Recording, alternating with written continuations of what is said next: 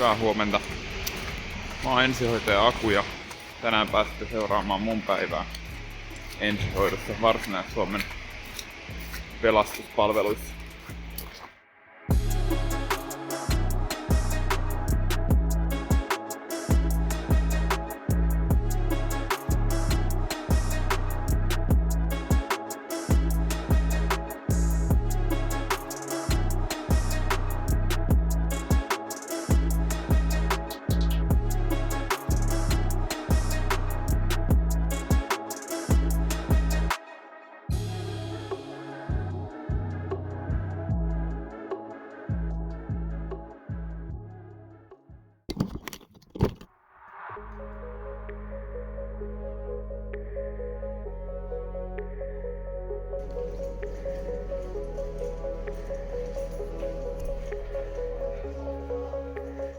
Eli semmonen muutos, että Kaarina oli tullut ensihoitajan puutos ja lähden nyt sinne ajelemaan ja paikkaamaan tätä puutosta.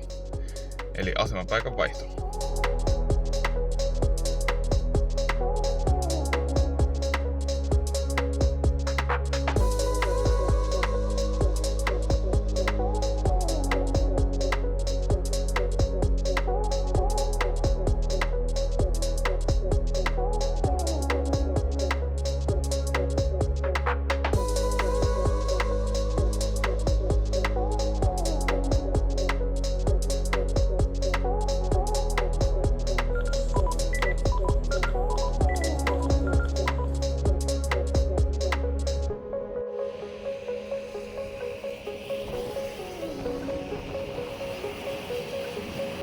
Auto on tossa pesurissa nyt ja tultiin tänne pääasemalle huoltamaan toi Kaarinan auto. Siinä on viikkohuolto tänään, niin tehdään se porukassa, niin ollaan nopeammin valmiudessa takaisin.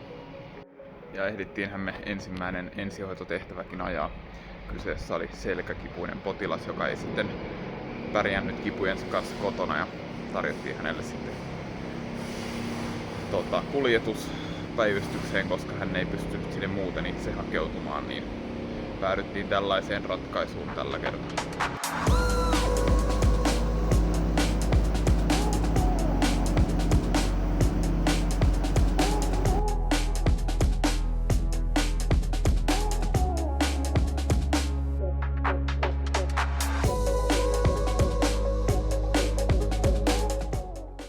Nyt on viikkohuolto tehty ja auto kiiltää niin kuin näkyy ja ollaan valmiita taas uusia seikkailuja varten.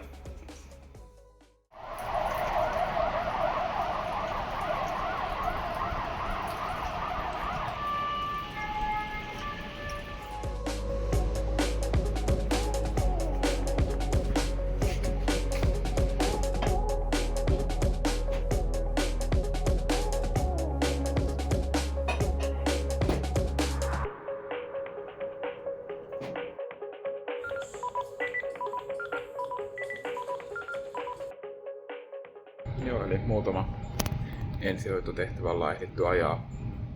Toisessa potilaalla oli gynekologinen verenvuoto ja ohjasimme hänet jatkohoitoon. Toisessa henkilön yleistila oli laskenut niin, että hän ei enää pärjännyt kotona ja ohjasimme hänet taksilla päivystykseen arvioon, koska kotona pärjääminen oli niin heikkoa, että hän ei siellä yksin pysty olemaan.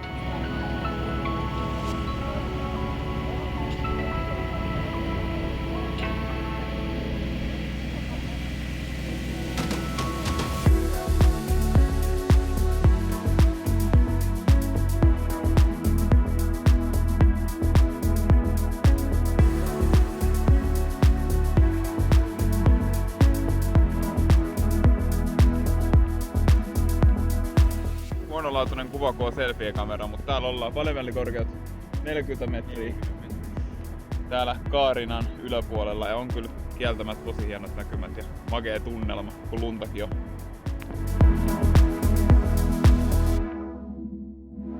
Joo, eli nyt on saatu myös syötyä ja tutustuttiin tuossa pelastuksen kalustoon eli nostolava-autoon. Muutama tunti olisi töitä vielä jäljellä ja katsotaan mitä ilta Kaarinassa tuo tullessaan. Mä voin hieman esitellä meidän autoa. Eli tuolta meiltä löytyy lastenhoitoreppu. Tuolla on sitten defibrillaattori tai monitori defibrillaattori, eli siinä on nämä monitorointiominaisuudet myös. Kantotuoli meiltä löytyy ja paarit tietenkin. Sitten tossa on tavallaan hoitajan penkki, eli siinä on noita kanylointitarvikkeita ja sen sellaista. Tavarat pääasiassa tuossa kaapeissa on tuolla ylhäälläkin. Tässä autossa ei, tässä yläosuudessa ei ole kaappeja. Mutta tavarat mahtuu, kun tuolla on luukkua ja tuolla takanakin vielä löytyy sitten pari kohtaa, minne tavaroita saadaan. Ja edessä tietenkin statuspaneeli ja sen semmoista sitten. Johtuu vielä sen verran mainita, että tässä alhaalla meillä on hoitoreppu ja happireppu, jotenka ne on oikeastaan ne tärkeimmät sitten ton defibrillaattorin kanssa.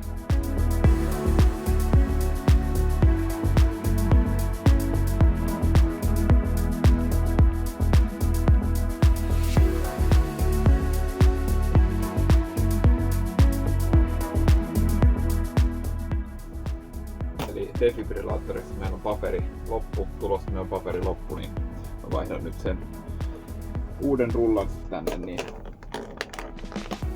saadaan tulostettua keikalla sydänfilmistä sen sellaista.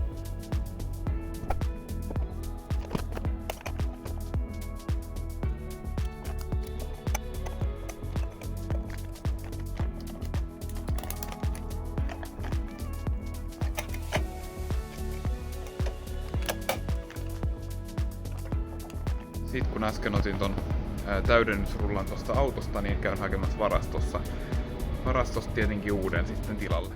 Auto on tänään pesty viikkohuollon yhteydessä, mutta niin kuin näette, me ollaan muutama keikka ajettu, niin siellä on pinta taas kuranen ja tietenkin lasissa myös vähän kuraa. Tärkeää pitää autot hyvässä kunnossa ja puhtaina ihan myös sen takia, että esimerkiksi näkyvyys tuosta ikkunalasista on hyvä ja sitten tietenkin se, että se lika ei pinty noihin autoihin ja heijastimet ja muut näkyy tuolla liikenteessä niin kuin pitää.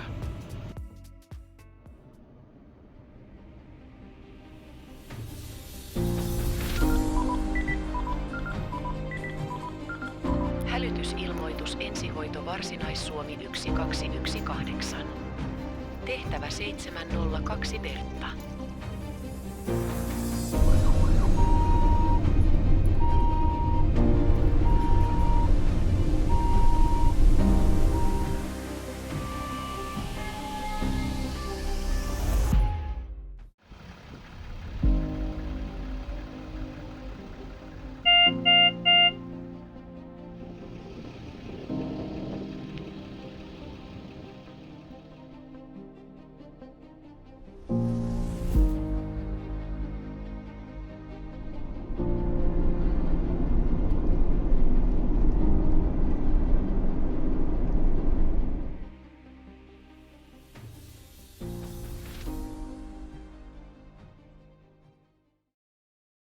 Joo, eli me tuotiin potilas tänne Tyksille ja tosiaan en oo meidän auton henkilöstöä tänään ehtinyt esittelemään, mutta opiskelija voi tuossa esittäytyä, eli meillä on ollut opiskelija tuossa hoitajan roolissa tänään ja mä oon ollut kuskina, niin ollaan vähän niin kuin oltu työpari. Hei! Onko ollut tänään opettavainen päivä vai mitä oot mieltä?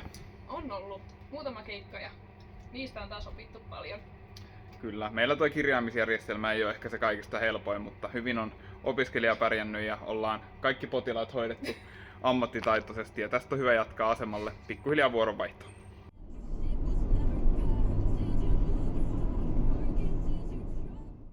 Näin se on työvuoro Kaarianassa taputeltu.